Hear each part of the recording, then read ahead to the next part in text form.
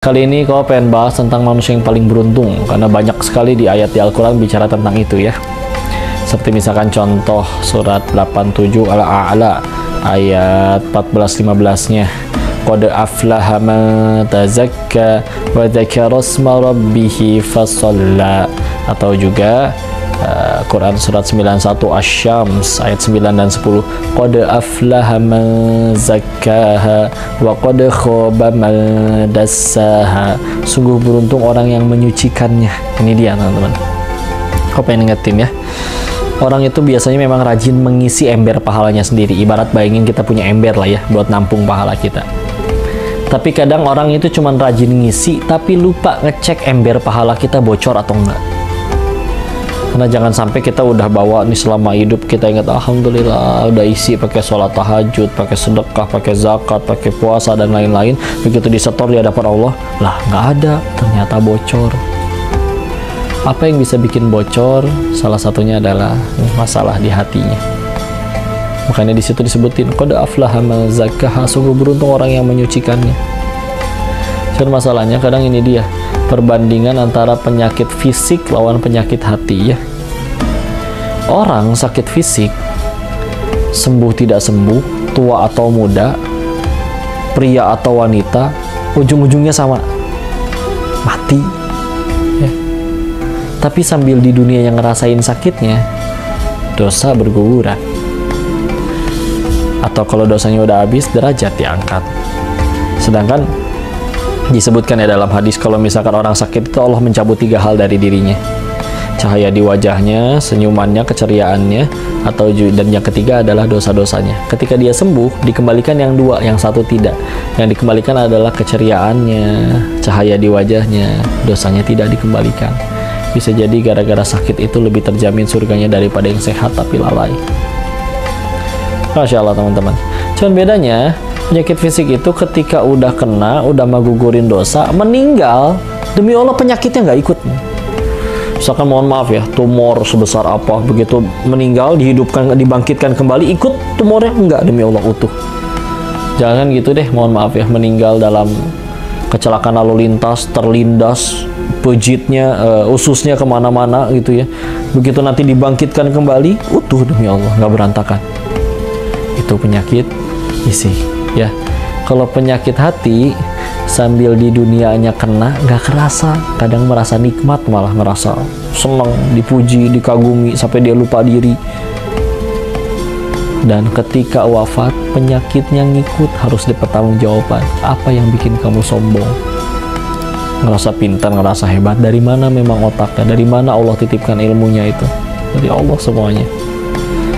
Dan repotnya lagi, kalau penyakit fisik tuh ketemu dokter gampang ngaku. Bahkan dengan sengaja datang ke dokter, ya Allah, dok saya sakit dok. Udah gitu gampang ngaku. Apa yang sakit? Ininya dok, saya juga terlalu banyak makan ini. Tuh enak. Nggak ada orang datang ke dokter tuh, apa yang dirasa? Nggak mau ah, dokter mah kepo, nanya-nanya, aku rahasia. Ya nggak, gimana dah, saya bukan dukun, kata dokternya. Ya, pasti ngaku kalau misalnya penyakit fisik ya.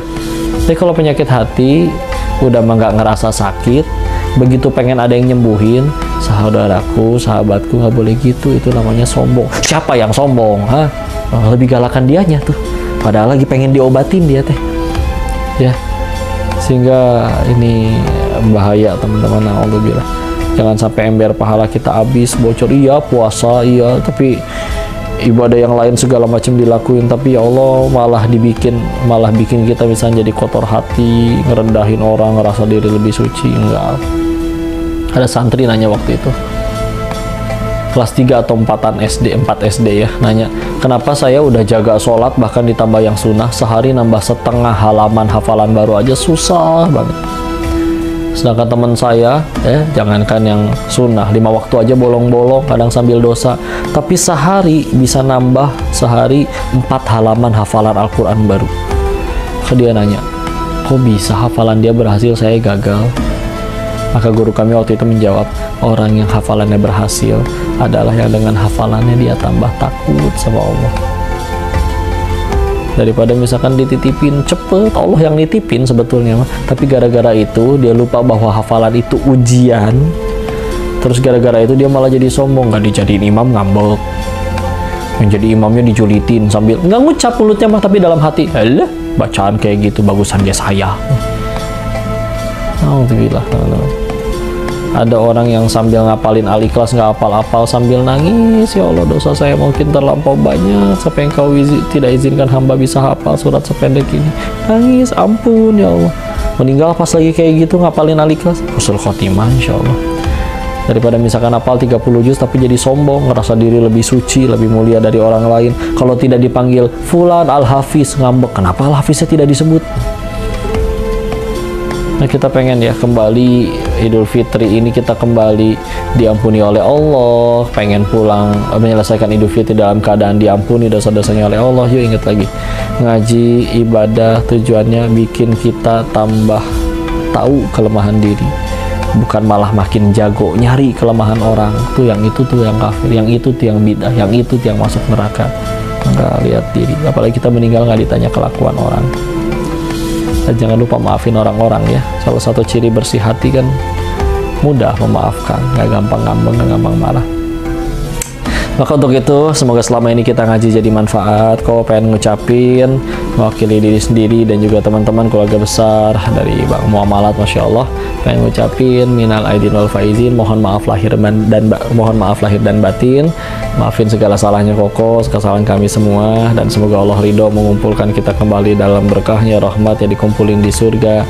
Dan yang paling penting kita saling maafin, kita mulai lagi dari nol. Yang paling penting bismillah, Masya Allah, Allah ridho kepada kita semua. Barakallahu fikum, minal aidin wal faizin, mohon maaf lahir dan batin. Selamat Hari Raya Idul Fitri 1445 Hijriah. Barakallahu fikum. Assalamualaikum warahmatullahi wabarakatuh.